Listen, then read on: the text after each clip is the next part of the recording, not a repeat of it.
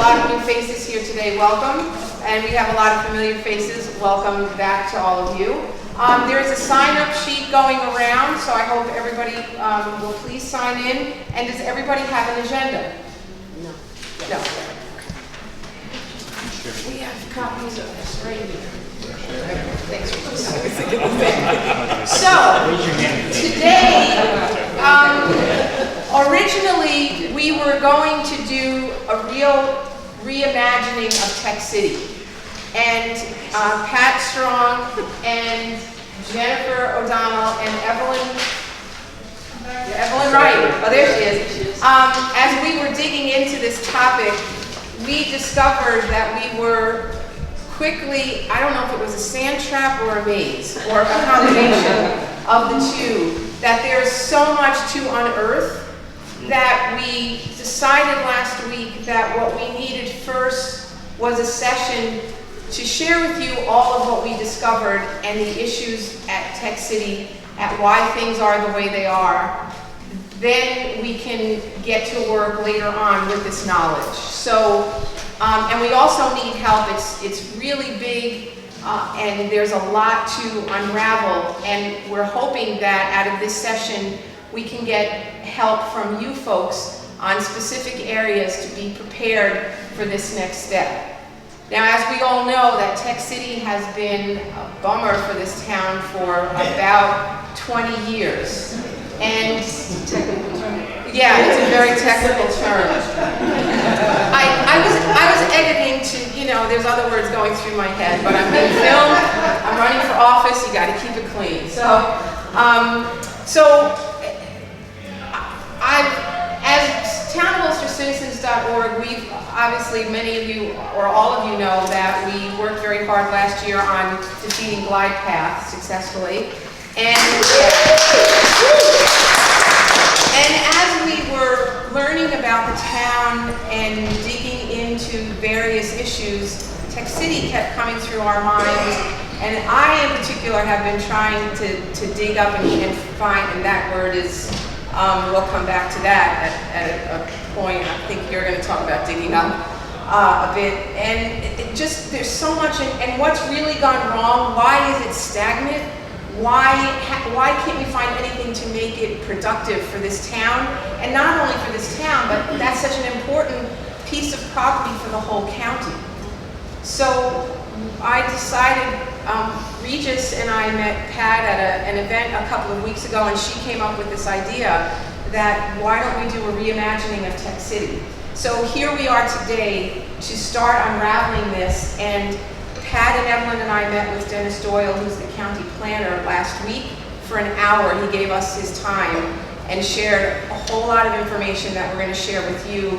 And then we have the expertise of Jennifer and Evelyn on the topics that we'll get to within the agenda.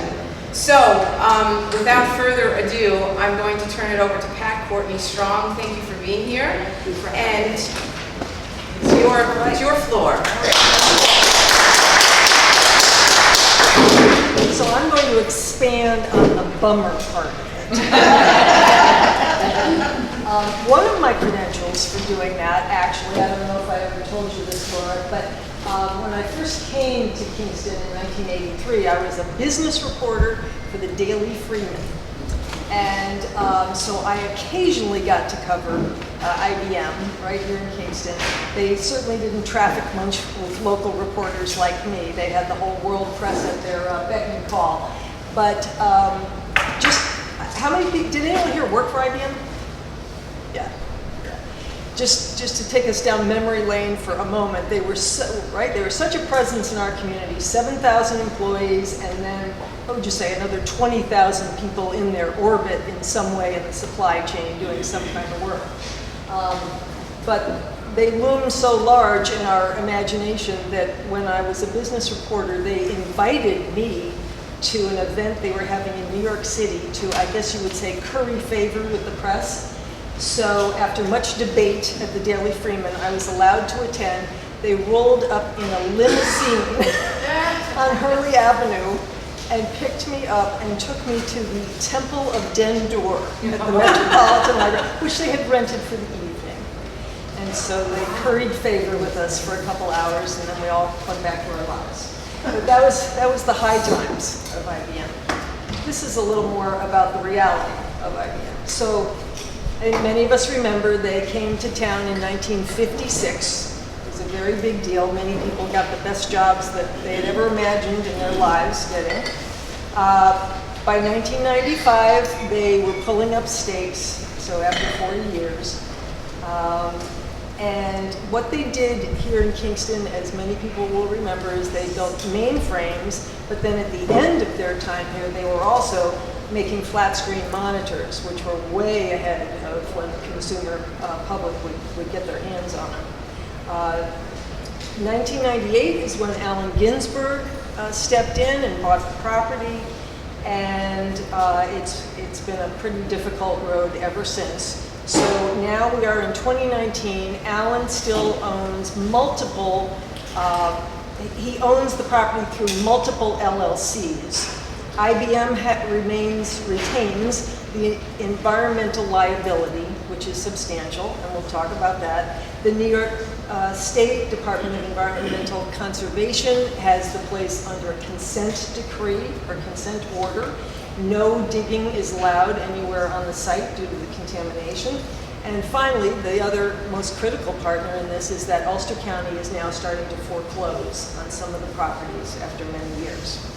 So just a reminder, we're talking about 28 parcels on 258 acres, 2.5 million square feet of what was once conditioned space for office and manufacturing use. 2.5 million square feet. Yeah. Yep. Yep. So where we are right now, the county filed just a few months ago to take 2 of the properties, including the former Bank of America building. I believe the other one is where Which is over here. Thank you. Yeah. And then I think the other one is the site where Niagara Bottling was supposed Which to be. is over, which is over here. At the end. That's Tech City 2. Right. Both those properties have substantial asbestos contamination. There are 14 parcels at Tech City that are eligible for foreclosure by the end of this year. They have a combined assessment of about $18.5 million. Most of the taxes are owed on the building on the west side of Enterprise Drive that used to be Fleet Bank, and then it became Bank of America. Oh, yes. Yeah. Another 3 parcels come eligible for foreclosure in 2020. They have a combined assessment of about $4.5 million. So the bottom line, and I think this is what we took away from our meeting with Dennis Doyle, which he couldn't emphasize enough, is that there's $10 million in taxes owed on this property. There's, depending on who you talk to, there's $4 to $8 million in environmental liabilities there.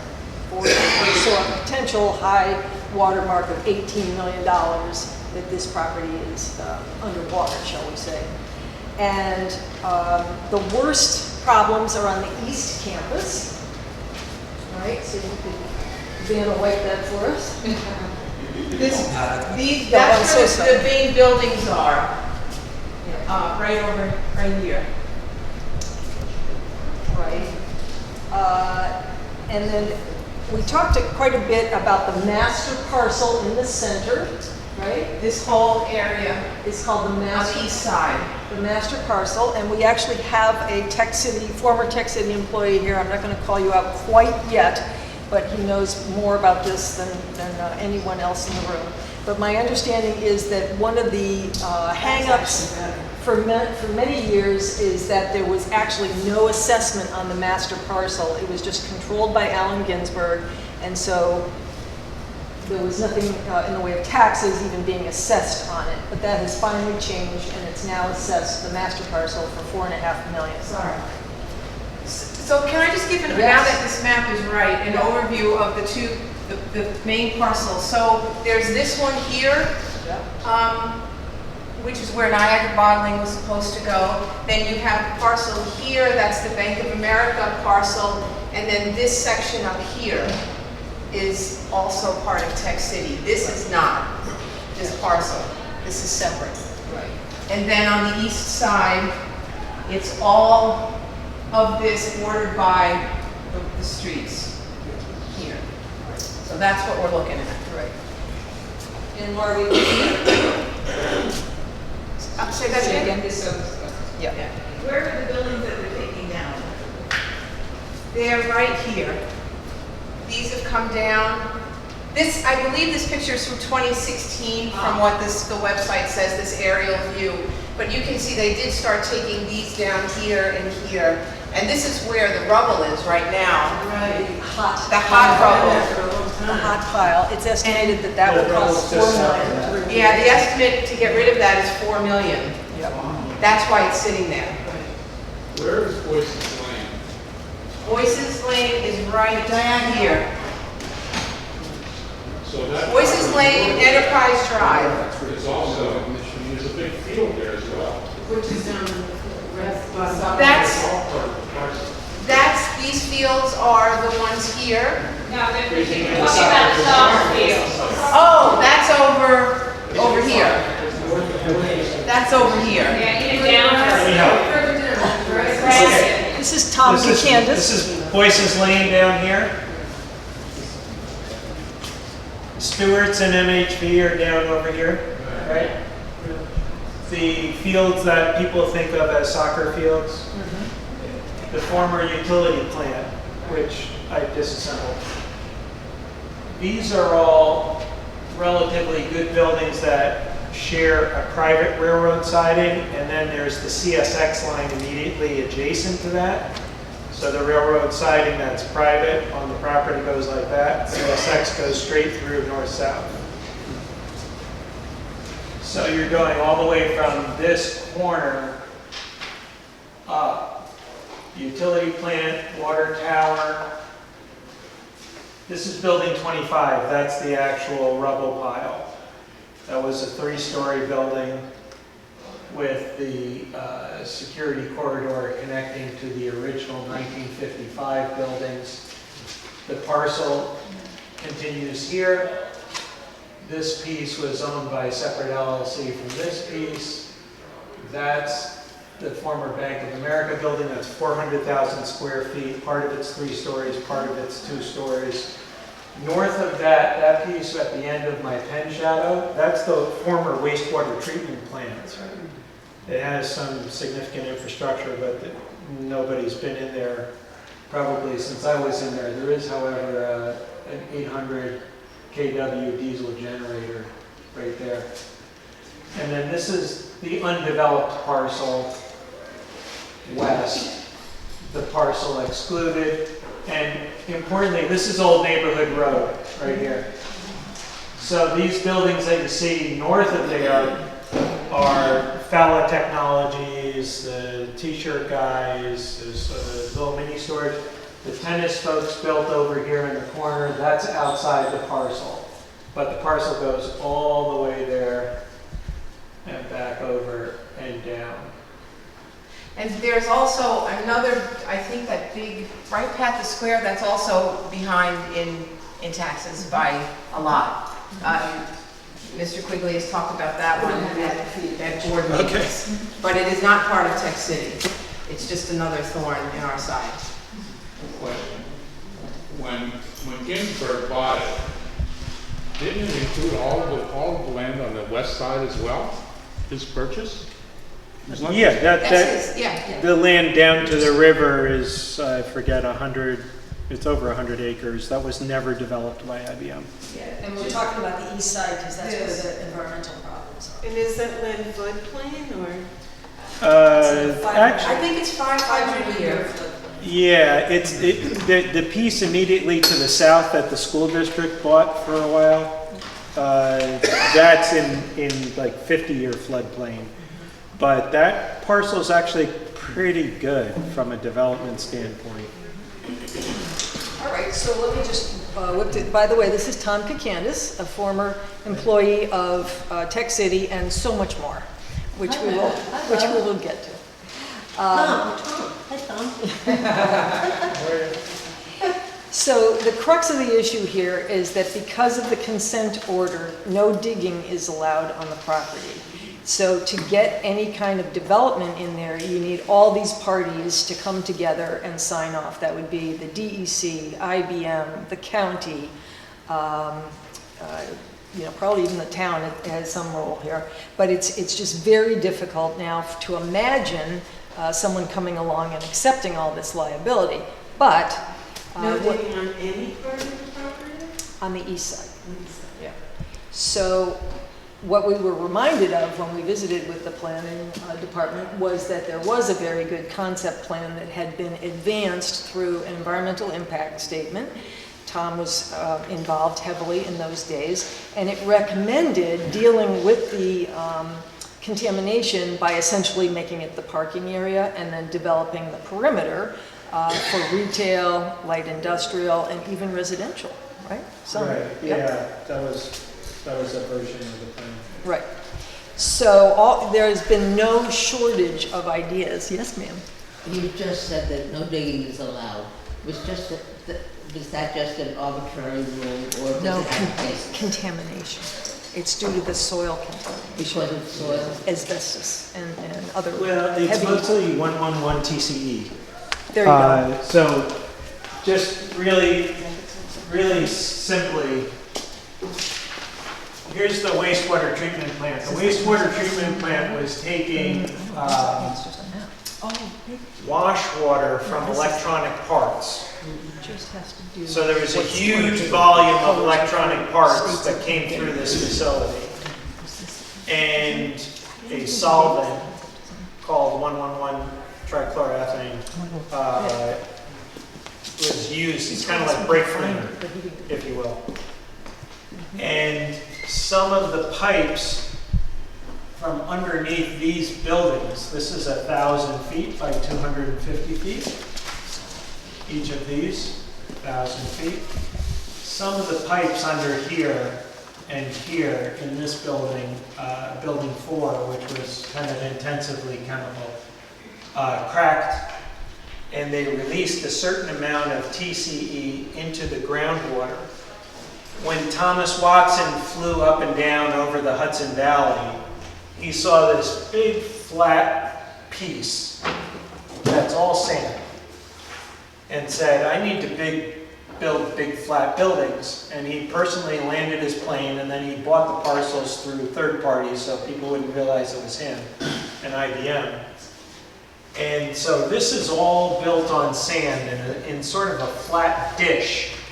And when you get to Enterprise Drive is where it is because it actually sits on a rock rim. And that rock rim contained the contamination to the east side from spreading to the west side, except there was a pipe that came through, so there was a little finger that came over here. So there's actually a 40-acre piece that has significant TCE contamination from a hazardous waste permitting standpoint. But the entire parcel was encumbered, as if it were all contaminated equally. In reality, when you have hazardous waste contamination, you do what's called characterization. And characterization is where you say, what's going on? Where is it contaminated? Where is it not contaminated? IBM understood by the time they, I would say, dumped the property on Ginsburg very well what was going on and was already starting to remediate it, but it's a very slow motion remediation plan. So the entire parcel was encumbered, and a long time ago there was a discussion about, hey, this part was never affected. Could it be released from the permit? Conceptually, you can release pieces from the permit, and that was when I suggested, well, let's just leave this. The issue is we don't want to dig here. Can I dig here? Sure. Am I going to stir up contamination if I put a building footprint right here? No, there is no contamination there. But it's still an actively remediated hazardous waste site. By the way, nothing on the scale of other IBM sites. The contamination is actually pretty mild in the world of brake cleaner getting spilled all over the place. I wedged myself in, so That's all I right. won't take Oh, any and- And questions. there's We're also gonna call on one, you again. a little tidbit about that too. There is no time limit on when this, when IBM has to have this clean by. There is no deadline. So they can take as long as they want. If they took 200 years, that's actually foreseen in the permit. Yeah. Wow.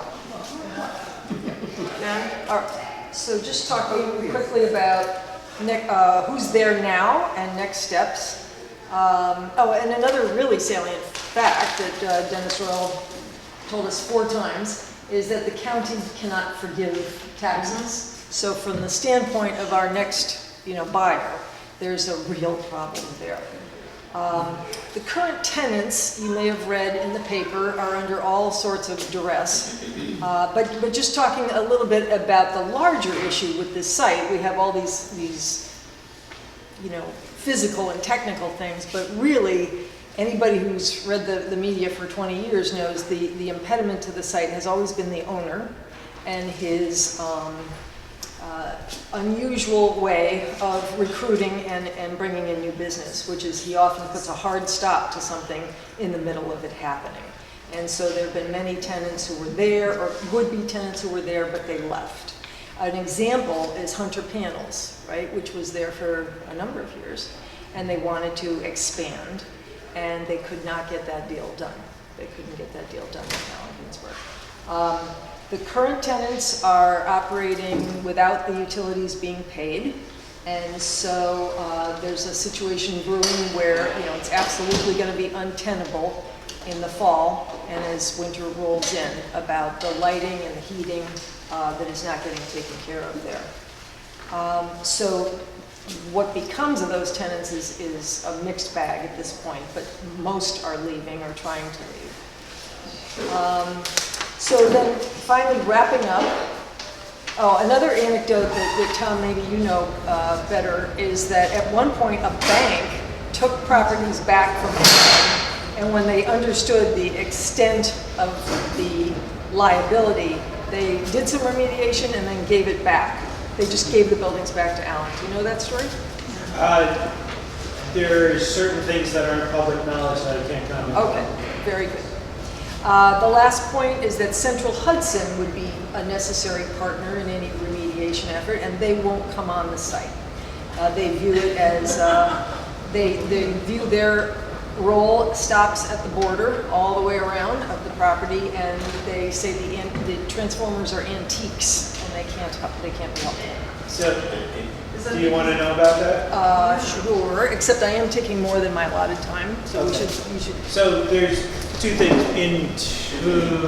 Okay, when we shut down the utility plant in 2008, 2007, that's not a correct statement because Central Hudson installed a medium pressure natural gas line here, and we gave them an easement, so they absolutely have purpose on the property.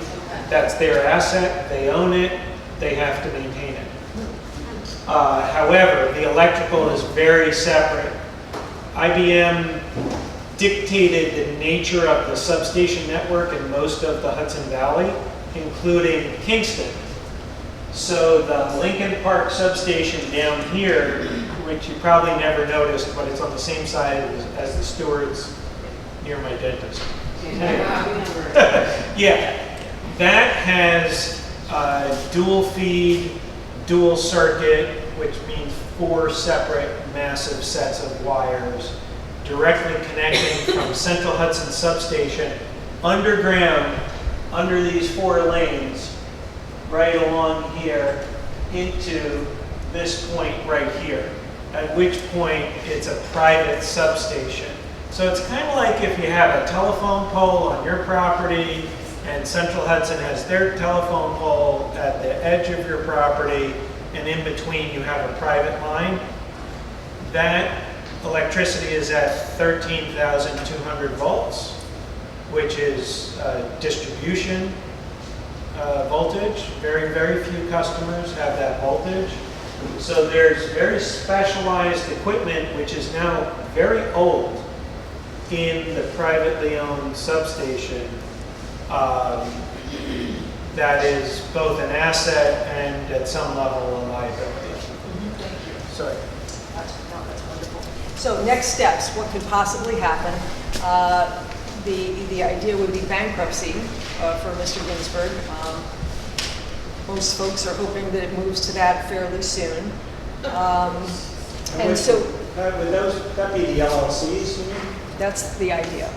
Yeah. Yeah, and then there will be a receiver appointed, a judge will be appointed, and at the end of this long tunnel, the county would produce an RFP to try to find the next buyer. But, I mean, it will have to go through a lengthy process of bankruptcy. There are funding sources out there. There's not enough to deal with this kind of thing, but there are pieces. The state has a brownfield program. There's something called Restore New York that could contribute to remediation. The county is very aware of these programs and is prepared to jump on them, but there's just not a clear road yet. You know, so many possibilities here: wind manufacturing, food manufacturing. Supervisor Quigley, who couldn't be here tonight, is very excited about the potential for solar, large-scale solar on the site. There's been no end of positive ideas about what could happen here, but we are a long way from getting to implement those ideas. Yes? So in what way is the contamination dangerous? I mean, how is this poisonous to us as individuals, and in what way? In almost no way. It's kind of a bad joke. Well, given that I'm a stage 4 cancer patient, so. Yeah. So you don't want to make it your primary drinking water source, but otherwise there's functionally no environmental impacts that I've ever been able to identify. And yet you're not allowed to dig on it. Because the rules about how you deal with something that enters into the hazardous waste program, once you're in a consent order, it's a scarlet letter. And totally different rules apply to development for good reasons because of other properties in that category of property. But the process is the same whether once you trigger that process. It's possible to clean that site in a matter of a couple of years. And how many of the buildings that actually exist are in good condition? Well, good condition is a relative term. The buildings along the railroad are in moderate to very good condition. That's about, let's see, it's 165,000 square feet that 100 Panels was in. That's actually a pretty desirable warehouse space. The adjacent building is 200,000 square feet. That's actually really good space. The space south of that is like 80,000, and then 54,000. And the Bank of America building? The Bank of America building is kind of a funky building. I don't like it. But it's in the best condition right now of any of the buildings, isn't that true? It's the newest? Looks like it. Yeah, but that doesn't do you a lot of good necessarily. And the overpass? Well, and if the utilities go off, which they might be by the end of this year, then that building is in real danger of going downhill very quickly. It does have relatively new HVAC. But if the utilities go off and that doesn't work, then It'll kind of sit there and smell musty. It's not the end of the world. I know you're all going to have questions, so let's get through the presentations because we're going to have a discussion and we'll let everybody ask their questions. You lost the signal? You have to keep touching the mouse. It's not the projector, you have to keep touching the mouse to send the signal. There we go. Okay, good, because I would actually like to look at the personal view with everyone for a moment. Okay. Yes. So now we're going to have Jennifer O'Donnell, who was here a couple months ago speaking about housing.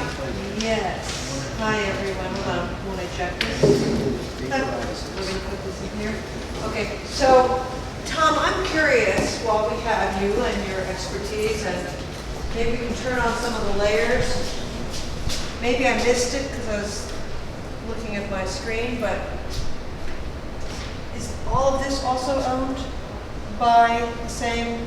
Where your hand is right now, when you get to that line right there. The top of it. This parcel? Yes, that's correct. Yeah, the top, the one above it is not. So this is where Niagara was gonna go? Yeah. And that's called what, Tech City 2 or? Okay. Yeah, I mean, there's a big barn right near your thumb. Right, right. No? There. No, There. Yeah. Yeah, I remember driving in here Yeah, that's about as I'm far as telling you you can what, drive.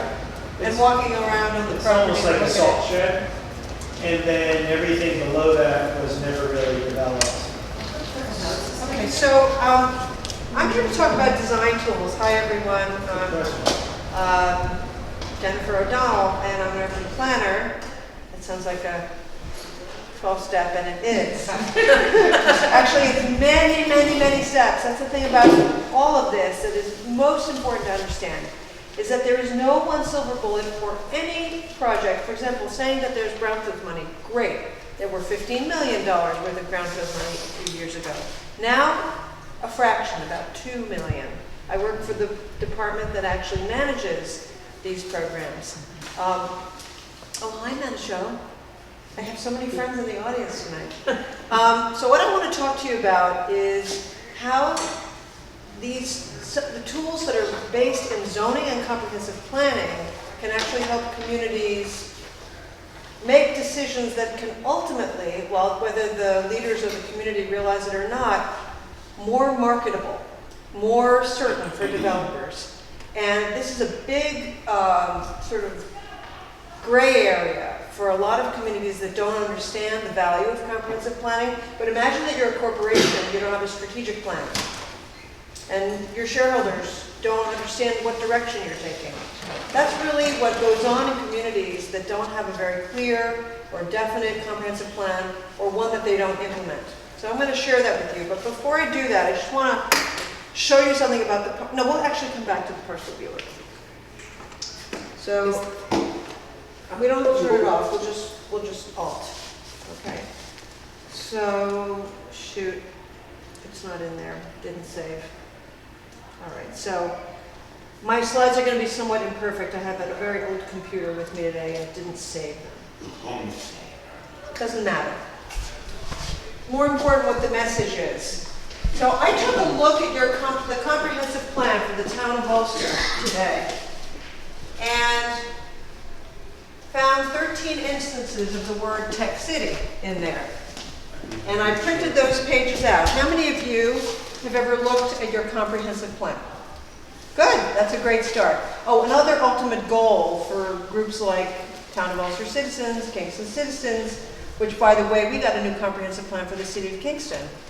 We worked as a group. We got 75 people to come to a meeting. They all broke up into groups. Everybody talked about what they wanted to see. And a few weeks later, oh, hi, Maxine. Dennis and I were at the Common Council, and we testified and said, you have to put $100,000 aside to get a new comprehensive plan done. But that's only the beginning, folks, because after comprehensive planning, you have to implement it with good zoning, okay? So, I took a look at your zoning code today. Has anybody read your zoning code? Yeah. Oh, great. So, what does the zoning code say about Tech City? Don't think much. Not much. So this was adopted in 2007, and this has been updated as recently as, I think, 2014. It has 2 overlay districts, but nothing new on a map since, I think, 1991. So if you go to your website, and this is what happens with groups like this. You have groups that are really interested in advocacy and very excited about that. You have groups that are really great at, let's say, communication, or very interested in economic development, which Pat and Evelyn might be able to help you organize. And Laura might help you with the communication. But there's also a group that needs to help spearhead the community organizing around a vision. And all those other pieces matter, advocacy and economic development. But you also need to articulate what you want to see. And the only way you can do that is if you actually have the tools in your community. I mean, you can do all the organizing you want, But if your community doesn't have the right planning and zoning tools, it's very difficult to get it done. So you've got to get that zoning to allow you to do what you want to do. So let me just, that's all to say, communities are empowered by a lot of activity, and there's no such thing as political will if you don't have public engagement. That's why we're all here, right? But you also need to have a plan, because what's that expression? Failure to plan is a plan to fail, right? And so what resources can help you do that? Well, you can do all sorts of community engagement activities that are around participatory planning. And that's something that has been happening over the years in the planning field, and it has gotten more and more popular. So there's things called participatory mapping, asset mapping, that's where, oops, it's not in the view mode. That's okay. It's all right. It's small though. Where's the mouse? Oh, there it is. Okay.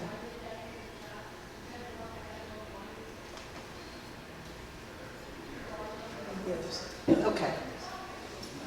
So, creative placemaking, how many of you have heard of that? Right, it's become very popular where people come together. They all actually pretty much mean the same thing.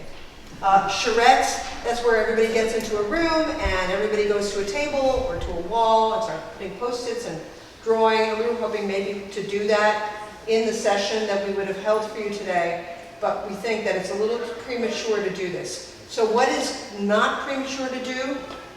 To start asking, how is it, what is the legal authority that this community has to actually, I'll do it, to actually, okay, lower that, to actually plan for this. Just put a matchbook on the back or something. Matchbook, who has matchbooks anymore?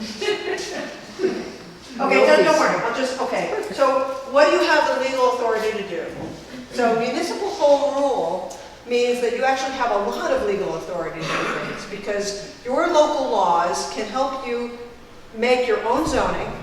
The state gives you the power to do a lot of your zoning and planning, but you can actually add on to that and make a whole layer of things that the state doesn't tell you how to do.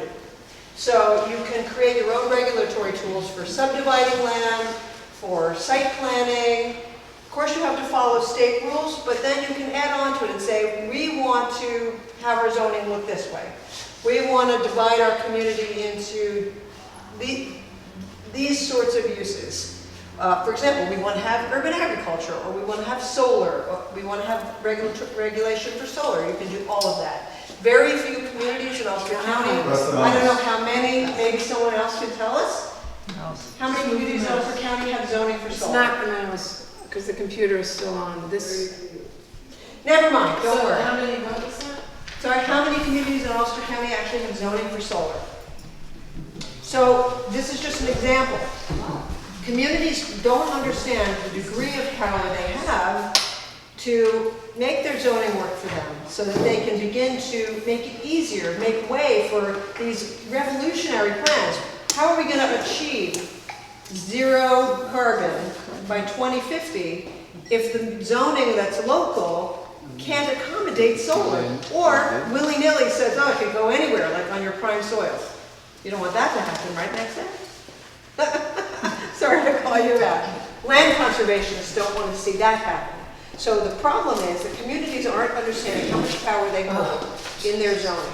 So your power is in advocating to your leaders that you want to see them really update the zoning so that in here it says something about how you want to handle Tech City, how you want to handle the Tilcon site, right? So it has something in here that says traditional neighborhood overlay district, and another one that says something like redevelopment district. It's 25 pages, but it doesn't cover the Tech City site, am I right? I'm pretty sure. So, and it does cover one section of the Tech City site, actually. This side right here. Yes, it covers this. But it doesn't say a lot about how it should be done. So this is where a group could come together. Oh, hi, Jim. Say hi to everybody. I'm starting to recognize in the audience. It's like senior itis game. Okay, I got you back. So I just want to show you a few things. First of all, for anyone who's really interested in learning more about this, I'm willing to lead a group to sit down together, roll up our sleeves, review your zoning, and begin to understand how, and this is a little homework for people, and I just reviewed what I just talked about, zoning, subdivision review, site plan review. Those are all things that you can customize in your community to say to people who might want to develop. We have done the preparation. We have made it easier for you to develop and build and grow and protect your community. So another really good publication, I work for the Department of State, although I'm here as a citizen and urban planner, is Zoning and the Comprehensive Plan. It will explain to you everything about what I just said and much more about how powerful it is for the comprehensive plan to envision each district and how it wants to see it changed and affected. If, for instance, and I've explained this to other groups, your government starts spending money in a way that is not in keeping with your zoning and comprehensive plan, you can say, oh no, you don't. We envisioned it this way. This is the way it's going to go. But that really requires everyone to understand what that means. So, you have the authority to regulate design. I've already said that. Now, how do you develop the tools? Now, that's really a civic engagement project. And that is really what the Town of Ulster Citizens was trying to do by creating this workshop. Sorry, we looked at that. Now, let's take a look at this. This is your zoning map. It was created, I think, in 1991, the last time. What has happened since 1991? It was environmental documentation for the site created. And IBM left. And they still have the same zoning map, right, David? That's David Gilmore, another planner right there. We have 3 planners in the room tonight. So this area that you see here is still manufacturing. Look at the, are we going to get manufacturing at that scale back again? No. So we need to think about how we reimagine that. Look at the scale of all of this, right? It's very different, very fine grained. And here you have this massive site, and no one has said, okay, we need to change that map. We need to direct development in a certain way, or conservation in a certain way. That's really the task that this town needs to do next. Now, it's done some of it, and Alan Sorensen is a very fine planner, and he wrote a very nice plan, but it needs to be implemented with zoning that commits to changing the way that map looks. So this was one concept. Tom, do you know what this concept was from? Because I found it on the website. Dibney Tunbridge. What was it? Dibney, down in White Plains. Uh-huh. The firm name is Dibney Tunbridge. And who retained them? What became of this? What became of this concept? Well, it was part of the spur to move toward demolition. And I think the concepts are in, I may be mistaken, an approved environmental impact statement. So this was an approved generic environmental impact. So I think Just so there's a program for the site within environmental impact statement. okay. And how? Presumably there's a finding statement associated with that environmental draft and final impact statement. And how likely is this scenario now? That's a loaded question. I mean, you're talking about a highly complex program Right. that's presented within that graphic and all kinds of underlying features. So Right, got it. on its face, it may be unlikely, but Right. it's a highly complicated situation and context to which we convene tonight. And I'll add, if you look at the letters, A, B, C, D, Right. E, G, Did everyone see that? there's a different answer for each of those letters. So, and the idea was that this was potentially to attract different types of development, or was it all one developer? No, it's really entirely different categories of development. So the idea was to have a mixed-use district with a grid, right? Something much more fine-grained to allow for a whole range of development opportunities to occur, right? Yeah, I mean, here's the most basic thing to understand about why is this site so weird? Why is this site so completely weird? Nothing like this in the Hudson Valley that I know of. For those of you who don't know, I also did industrial development for the state of New York for Empire State Development, and I've seen most of the major industrial sites in the entire state of New York firsthand. Like I toured Dia when it was an old Nabisco factory. And when you look at this site, it was built as a secure compound for military contracting. Think about that. It was designed to be a perimeter that said, keep out. Right, because you have a highway as a barrier in one place, you have a railroad as a barrier in another, you have a river, right, as another natural barrier. So you definitely have. Right, and then there were certain access points, and this walkway was in part to act as a fence so nobody could just walk into the site from that side. There was actually an armed guard with a gun there in the 50s. Because this is the site that its very first job was to build the NORAD system for the U.S. Air Force in the 50s. So since I was not part of that original process, that was sort of a closed-door group, David, were you in that group that developed this design? No. Okay.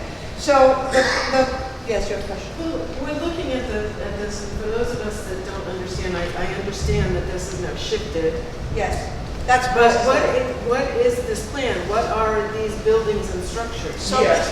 Well, when you look at it, the most basic thing is that these were meant to be large footprint buildings. These are like 300,000 square foot buildings. And at that time, it's not saying anything specific. And right now, there's nothing in that location. This is just parking. Right. But when you say they're large buildings, like were they intended for office buildings, were they intended for residential, were they intended for manufacturing? What was the intention of this plan? What's A, B, C, and The D? intention was to take advantage of the diversity of the site and try to serve at least 5 to 7 different market purposes. Stop thinking of it as one big site.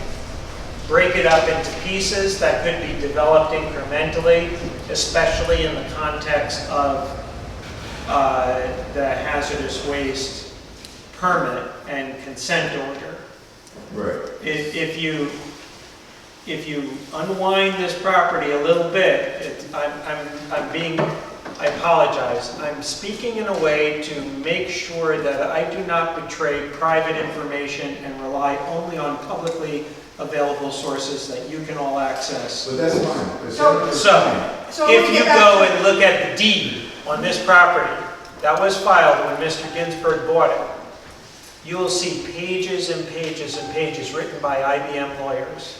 IBM tied this property up in legal knots before they conveyed it to Mr. Ginsburg. So I want to get us back on the path of it's really superficial, but to ask, and I know you have a question, hold on a second, to ask, is this, and short answer, not complex, is this vision for this, in terms of understanding how much manufacturing, retail, whatever else with office, whatever else was envisioned for the site, is that feasible given the conditions in Ulster County right now? And I'm not looking for Call it, an answer. call it 60%. Okay, so I think the point, this is the point I want to drive home. That planning exercise was done, what, at least 10 years ago, right? Yeah, 2007. That's not including down by the river. Right. And market conditions have changed, a lot of things have changed, the amount of public funding has changed, the kinds of businesses that are attracted to Ulster County. Our economic development plan was put into place after that, and hold on And a the second, type of Jen. business that people want now. That's right. Whether or not it's appropriate to have housing or office or manufacturing or even development of that scale on the site are all still questions that need to be answered and need to be, dare I say, studied. Okay, now you had you had a question first. Who made this plan? So this plan was put together by, I believe, by, Functionally for Mr. Ginsburg by some pretty good planners out of Westchester. This was privately contracted by Ginsburg. Yeah. and let's just say that it's not necessarily at all relevant. I think that's the point we're driving home. Right. I think the point, the point of this slide is to demonstrate that a lot of thought had been given to planning the site, and it wasn't necessarily what the market could support or what the market and the public may be envisioning today. Jim? I was very disoriented by this, and I only think now that I have an idea. If one were to put north, south, east, and west on I there, apologize. north would be on the left side, is that right? This is Boyce's Lane, and that's north. So if we're rotated, and I Yeah. know we're clockwise, then we would see Yes. that it's the Yes. It's not the west same side perspective we've been of looking at. Neighborhood Road. Yes. Can we add into this development that there's a dead mall just down here? Yes, so we're gonna, so let's, because we really only each had 10 minutes, and my takeaway for you was, you've got to have the correct building blocks to do community design.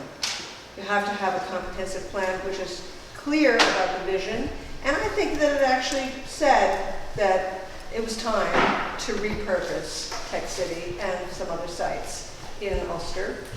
Then zoning came up with a couple of districts. They weren't very, I'll just say, I don't know if they were clear enough to help people identify what was possible on the site. And there have been things tied up in knots for a very long time, so let's not blame it all on the zoning. We have to pull it all back together. Forward. Sorry? You have to go forward. In order to go forwards, though, you need a very strong foundation. You need a lot of different commitments to clean up, to take over, and to allow for planning and design to occur. So that was really the main point of, I'm sorry, what is a jumble of a few different pictures. But yes, when you're doing good planning and design on the site, of course, you need to think about all of those conditions. Are there dead malls? What are people doing today? What is the scale of it? How much can you attract? What are the clusters of business you want to have in a place like this? Do people want to walk? Yes. Do different family sizes exist? Yes. Do you need affordability? Yes. Do people want trails? Yes. Are there beautiful resources nearby? Yes. Do people want to all own their own cars? No. Lots of things are changing, and in order to do a good plan, you have to think about all of those pieces and then look at them in the context of the site and start asking what's real, what's possible. Maybe we don't want 300,000 square foot buildings anymore. That's right. It's just, it's a possibility. It's not to blame what they were doing before. No, at the time. Maybe nobody can even rent that out. So the question is, how do you come up with something flexible that's not going to bankrupt somebody? And how do you even make it possible for that to start? So I'm not going to go into any further detail about that. Maybe if there's a group that wants to sit down with big maps with us as a sort of working group, rather than a big audience, because you can't really do it in a big audience, we can start to think about some of those pieces. We can look at the environmental conditions, but nothing is going to happen until some of those other pieces are settled, as Pat and Laura and Evelyn found out when they met with Dennis Doyle last week. We are waiting to find out what the sort of financial future of the site is, right? Then we can get into design tools where we can have wonderful reimagining of the zoning, get a lot of people together and get into a group and look at all the features, all the economic conditions, all the transportation issues, all of the, all of the assets that would make it possible to plan this site better. So it would be putting the cart before the horse to sit down now and do a design exercise. Right, and what needs to be done, how do you deal with the contamination? That's a huge part of it. Yeah, and that's not this particular exercise. This particular exercise, which we were going to talk about, is how do you have a charrette or participatory mapping. There's nothing wrong, though, with sitting down as a group and saying, we would like to see these things happen, and here are some of the big picture ideas we have for the site. Maybe it's time to update the comprehensive plan, and then as a result, update zoning and make sure that it's going to result in the right scale and mix of uses. That's really, that's what I came here to tell you. Thank you. Thank you very much. Okay.